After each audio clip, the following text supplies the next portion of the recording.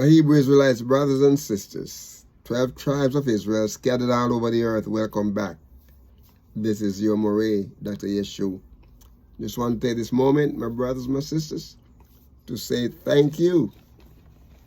Thank you so much for your likes and your subscriptions and your prayers and and for your gifts and everything. We just want to thank you. Thank you so much. And we're moving on, my brothers, my sisters. Still lagging a little bit behind with our subscription, so we're asking you to encourage your friends and loved ones who have not yet subscribed to subscribe to this channel. We want to see this message go out, my brothers and sisters, and the more people subscribe, the more we're able to share it. Okay, so please ask your friends and loved ones. And if you watching this channel and you have not subscribed, we're going to ask you just take a moment and just subscribe to this channel. Thank you so much. The last time, my brothers and sisters, we were talking about praising Yahuwah.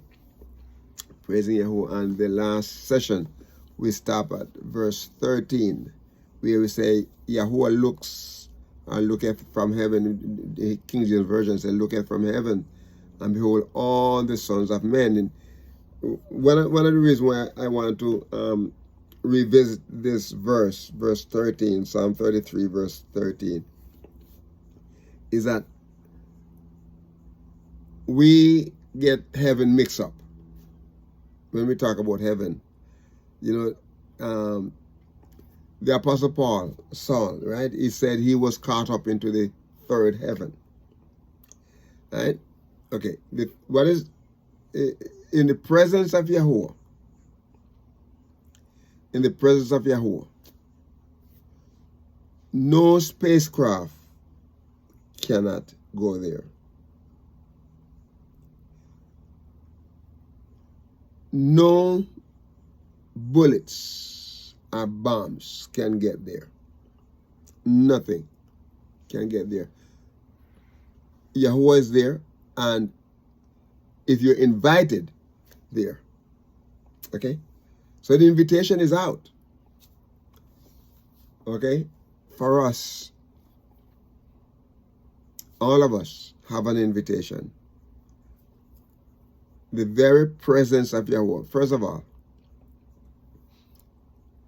our bodies are the temple of the living Yahuwah, are the temple of the Ruach. The Ruach abides within us. If we, excuse me, if we are connected to Yahuwah, if we are a part of his family, and we are in fellowship with him. You cannot be in fellowship with him unless you have a relationship with him. So then, when you say Yahuwah looks down from heaven, the skies, the Shamayim, the heaven, the sky, you look up there, the arch, the clouds. When you look in the daytime on the bright day, you see blue sky. It's not mean that it's blue. It's just you're looking into outer space. It appears blue. And basically, from where we are in the earth is on an axis, and it's rotating, it's spinning so fast you can't even feel it, but it's moving. This is why one moment you see the sun over there, and the next moment the sun over there. It's according to how the earth rotates around. The sun is in the same place all the time.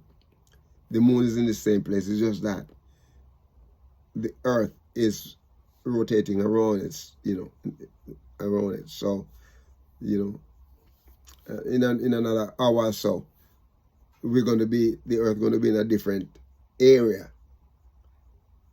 So we look at the sun, and the sun is the sun is passing us.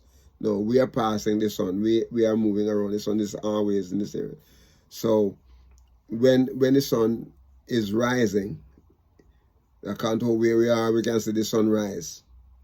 Okay? When the sun is down, according to where the earth is at that moment, we can see the sun, you know, and so it looks like the sun is moving, but the sun is not moving, it's the earth moving. Okay. Yahuwah, heaven, doesn't move. He doesn't move. The only movement that happened there is how he moves in our hearts and our lives. Anywhere we go, we take him with us. Anywhere. So when you say Yahuwah, he looks from heaven, from where his dwelling place is.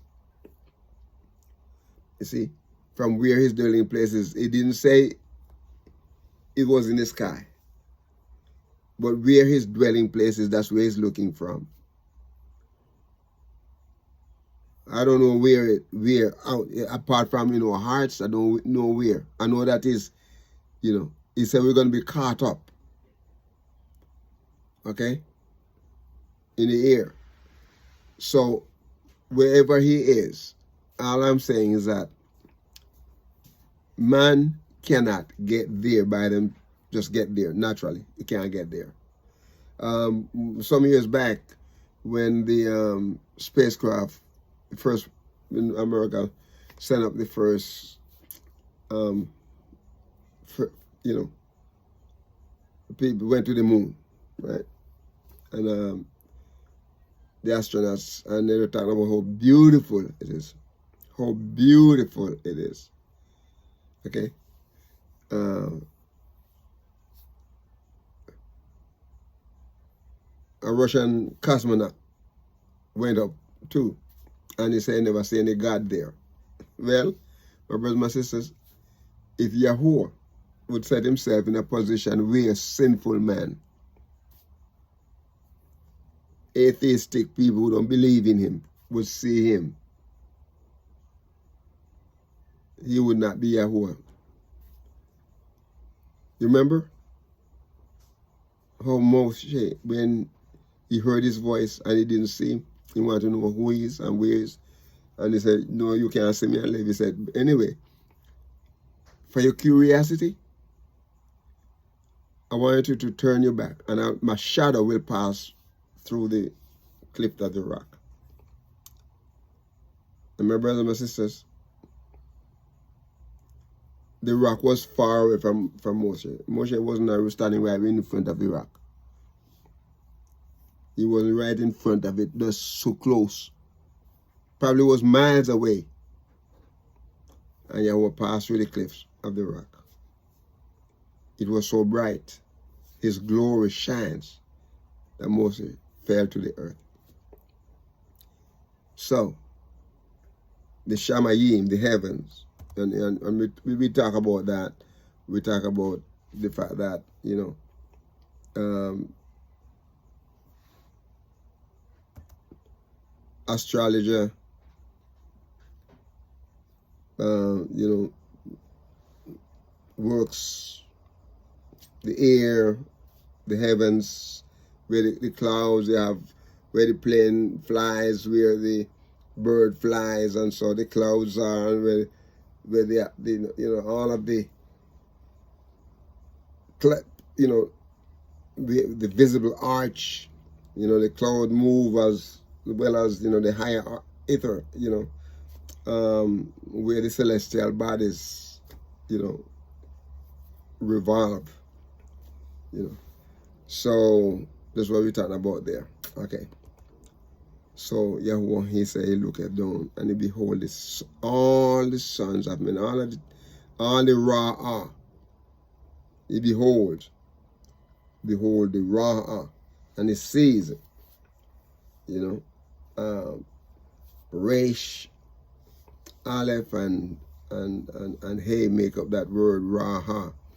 And my brother, what he talking about when he said behold, that means he see, the word to see, Yahuwah sees it. And remember I talk about the fact that Yahuwah, nothing can be hidden from him. all the stuff that people do, and they think they're hiding. You know, so many years ago, people would steal in the night because they feel that people quiet, going to bed, you know, trying to rest.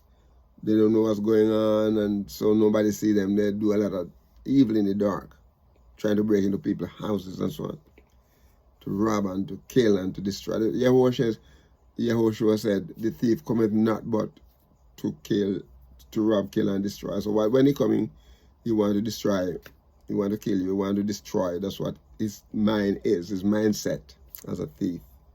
Okay, he's a robber. Okay, and so, you know, Yahuwah, he show himself, he behold, he see, you know, and surely he think in his view, literally, you know, in a numerous application, you know, what is saying here that Yahuwah appears and he approve, he behold, he certainly consider, discern, you know, and talk about all the sons of men, you know. So his experience, Yahuwah, his experience is different from ours, you know, because we can only see a certain distance. But Yahuwah, he sees everything, my brothers and sisters. He sees all things. Nothing at all is hidden from him. You know, just one little gaze, he sees everything, you know.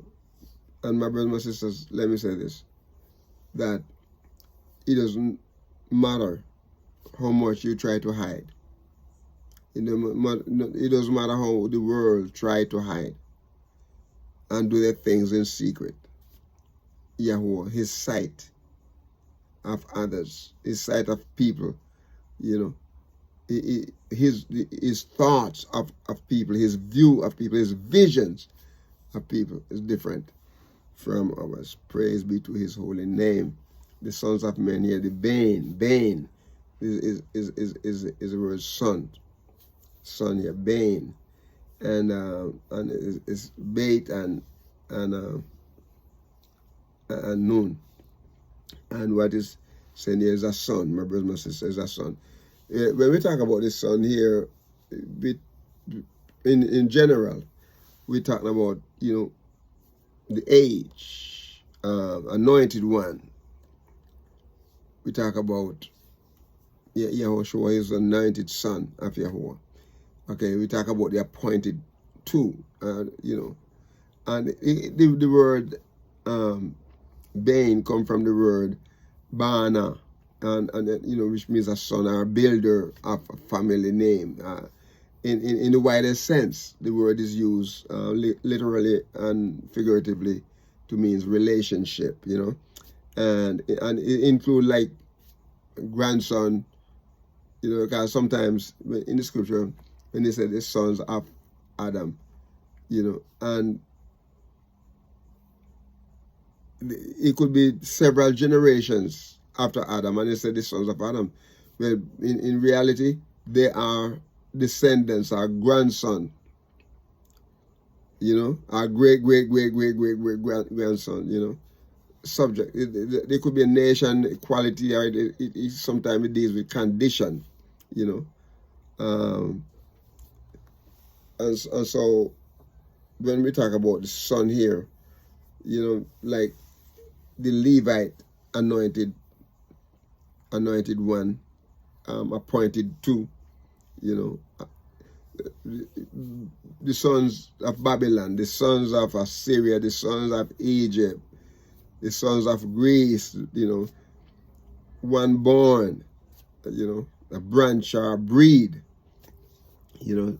So you refer to that as, you know, even so when it says son here, does not mean just men, you know, because the children, because it just that terminology is used as sons. But when they say the sons of men, it means the whole people, you know, not just men, but also women, you know, strangers and all, everybody, you know. tumultuous one, valiant one, the weak one, the whelp, the worthy one, the younger one, and so on, youth. All right. And the word men, the sons of men, in verse 13, YAHUAH looketh from heaven and beholds, all the sons of men. And the words men here is the same in Hebrew as man, means Adam, and Adam, and it's just basically talking about mankind in general, another. So I always say that when I see this word, Bane, when I see Bane there, Adam, so say like Aleph, Dalet, and Main, and it's basically talking about mankind. In this, like sometimes it said mankind is afflicted, just like sons, afflicted, age, anointed one, appointed, arrow, and builder of the family, and so on and so on. Okay, same, basically the same. The Hebrew brings it out just the same as they bring it out. The Hebrew brings out the Adam as a way as Bane, son. Sons of men, just the same. Okay, men. And you talk about another hypocrite. When you talk about Adam, you say another hypocrite. A low man of a low, mean, low degree, a person, a human being, individual, is mankind, man. Man of a common sort, man of a low, degree, a person. So it doesn't matter whether it's rich or poor, it falls in that category.